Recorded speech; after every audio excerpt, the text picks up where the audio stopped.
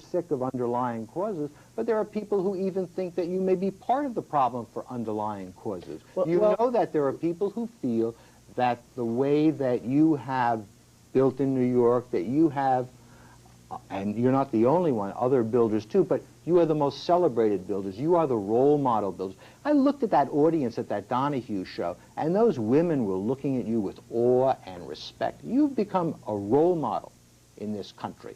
The reason that your book sells, the reason that your board game sells, is because people are looking to leaders. People are looking for values, and you're one of the people. And it's no, you may dismiss it, but people are talking about, you know, Donald Trump for president. What they're really talking about is Donald Trump, show us the way. Be the true white hat. So the question is, in terms of specific things, the Woolman Memorial was very nice. But north of the Woolman Memorial, into the pockets of poverty and despair in this country, is where the problems are. You know your way to Kings County. Most people, if they knew that way, don't want to go there. Most people want to get out of those neighborhoods. Most people want affordable housing. Most people want chances for jobs. That's not happening in this city. It's not happening for a number of reasons, and you're not making either specific contributions or specific programs to make that happen. Okay, I like talking the big picture, because the big picture is really what can solve the overall problem. Now, when you say, what are you doing with Japan, what are you doing with the countries, when you put a tax on Japan for the products that they're selling, you will bring in hundreds of billions of dollars to this country, which can go to rebuilding our inner cities. Instead of giving Japan free military defense, you charge them for what they're getting, and you bring in hundreds of billions of dollars that if the right person asked, they would gladly pay, because they'd have to pay. You bring in hundreds of billions of dollars, which money can go toward the inner city, toward education. I am a huge believer. I'm very well educated, and I'm a huge believer in education, an unbelievable believer in education. That is a long-term solution. I wish it could be a shorter-term solution, but one of the things you need for education is money. We have a country that's losing $140 billion a year, at a minimum. I think it's much more than that, by the way, but at a minimum. It's tough to build housing for people. It's tough to educate people when you're losing $140 to $200 billion a year. What I'm saying is the United States is it's very simple what I'm saying. The United States is systematically being ripped off by many of the wealthiest countries of the world. You look at Saudi Arabia. You want to see a lifestyle? Their poor people live better than our rich people, okay? You go look at Saudi Arabia and Kuwait and various of the other oil-producing countries. You'll see lifestyle, because it's beyond belief. They have lifestyle because we give them their freedom and they give us nothing. I'm saying I want a piece of that.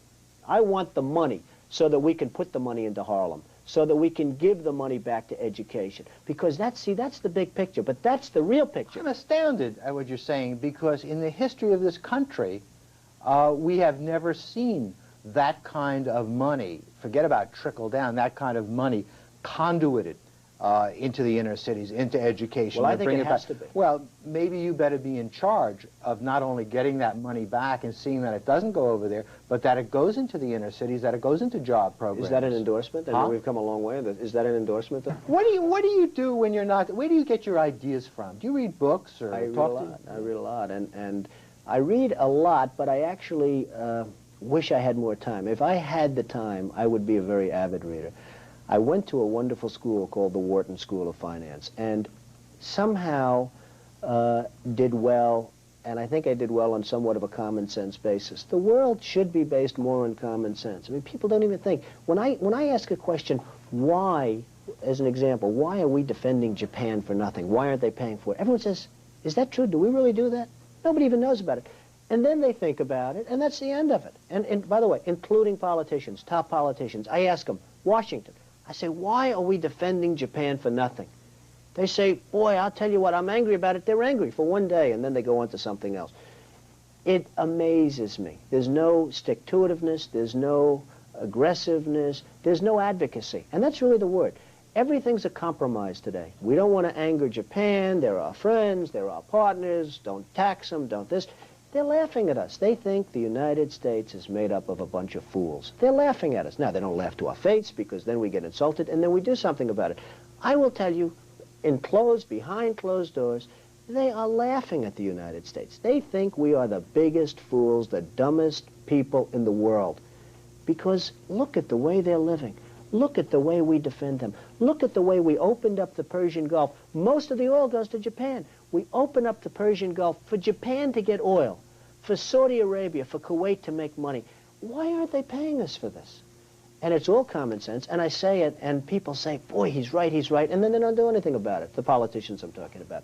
And it angers me, because then you say, why is there poverty? Why is there no education in Harlem? Why are the schools so bad? Why is there no housing?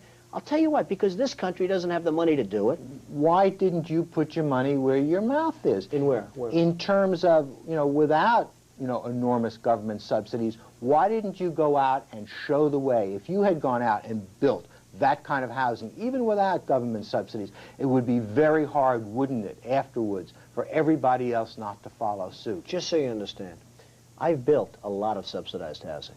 Senior citizen housing, that one beautiful place in New housing, Jersey. Beautiful housing, record-setting housing. I'm a huge investor in Starrett City in Brooklyn, which is a job of middle-income and lower-middle-income people and lower-income people and senior citizens.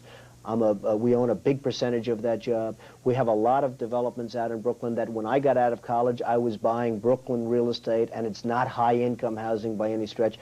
I've done a lot. This was the pre-Manhattan Trump. This was the pre-Manhattan Trump. This was before the tower and the glitz and the board game and the book. This was the pre-Manhattan Trump, yes. And the pre-full-page ad and the pre-white hat. The problem, you see, the problem is, well, I'm all for that. If the pre-Manhattan Trump never became the Manhattan Trump, perhaps I wouldn't exist today economically, because you cannot economically do that. There is no money. There's no subsidy. In those days, you had Section 236, you had Section 8, you had all different housing programs you were able to build. Today, you don't have that. Nobody. So you're waiting for the government to do what you feel is right. The government has to provide the financing for this, because no individual can do it. Now, people don't like to say it. They like to say, oh, as an individual, you can build. The fact is that the numbers are so horrendous. The losses are so huge that no individual can do anything meaningful in that way without government help. Now, when the government comes in and finances it, Trump will build thousands and thousands of units. How is the government going to finance it, though, when Japan is just ripping us dry, when West Germany and all of these other countries are ripping us dry, and we're losing hundreds of billions of dollars? We have to strengthen up the federal government, and the programs have to filter back into the cities. Donald, you're waiting for me, because when you talk about the government, you're talking about my tax dollars, my puny tax dollars, going to you as tax abatements or subsidies to put up low-income and middle-income housing, which I would certainly be willing to do if somebody was going to do it. Look at it differently. Look at it really differently. Okay. I want to tax Japan. I don't want to tax you. I want to tax West Germany. I want to tax Saudi Arabia. We keep them alive. If it weren't for us, they wouldn't even be here. They wouldn't exist. I mean, to think that Saudi Arabia would not allow us to use their minesweepers to police their own Persian Gulf is beyond me. I want to tax Saudi Arabia for the job we do in keeping them alive. They wouldn't be here for 20 minutes if we ever said, you're on your own, baby. I want to get the money from, I'm not looking to tax you, and I know you're very conscious of being taxed, obviously. But no, I'm not looking to tax you. If my tax dollars were going not to patrol those waters, but were going directly to you to build low-income housing, I'd be thrilled. I would give you the money right now directly. But I think there's something ingenuous in building this kind of straw people, these straw countries, because we know that in the kind of multinational complications of the conglomerates, it's not so simple anymore. Very simple. It's so simple you have no idea. You will tax Japan, you will tax West Germany, you will tax their products. People are still going to buy their products.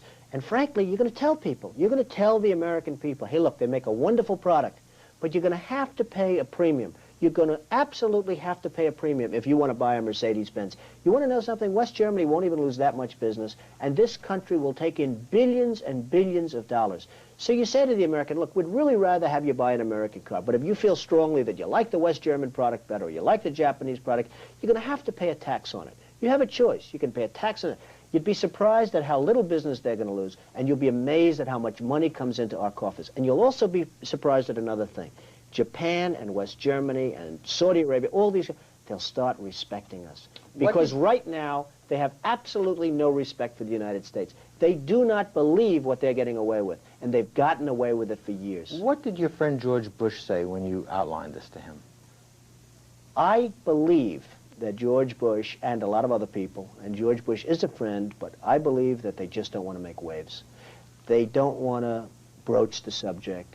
They don't want to become, as I said before, advocates. They want to sort of just keep it the way it is. So what chance do we have? The problem have? that I have with that is that I don't believe you can keep it the way it is. See, I don't believe that a country can continue to lose perhaps $200 billion a year. I really don't. Now, nobody knows what's going to happen. Who knows, really? I mean, nobody, the economists, I think it's a wasted profession as far as I'm concerned, because I've never seen one that's consistently right.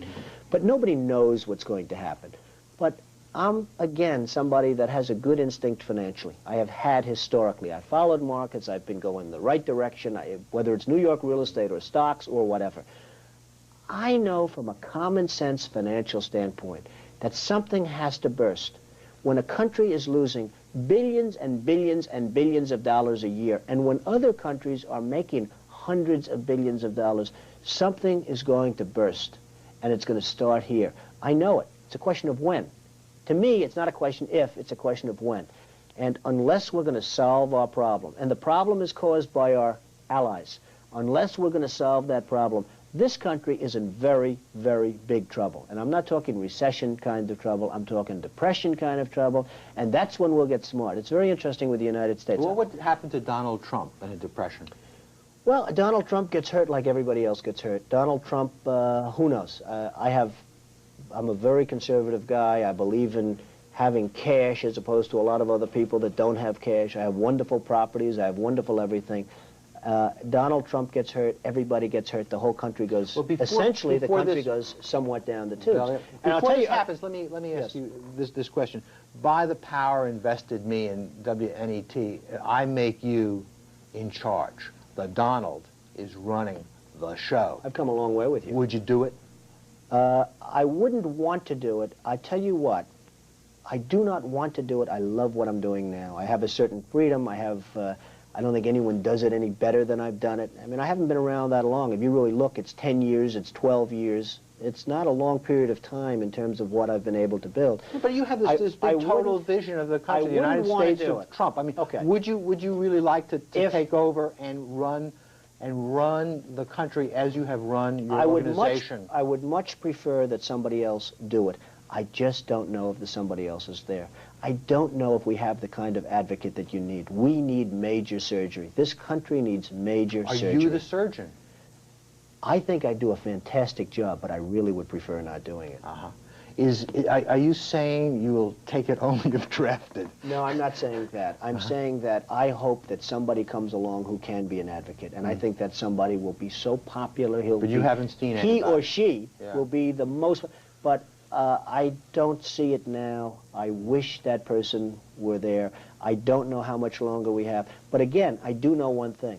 It's not a question. This country is losing hundreds of billions. It's not a question if, it's a question when. It is going to happen. It's going to happen drastically. It's going to be dramatic, and it's going to be horrible. And I'll tell you the other thing. This country has always reacted best under adverse conditions, whether it's wars or anything else. That's when, unfortunately, we're going to wake up. I'd like to see the country wake up long before that. An ominous prediction, but hope in the future. This is the 11th hour.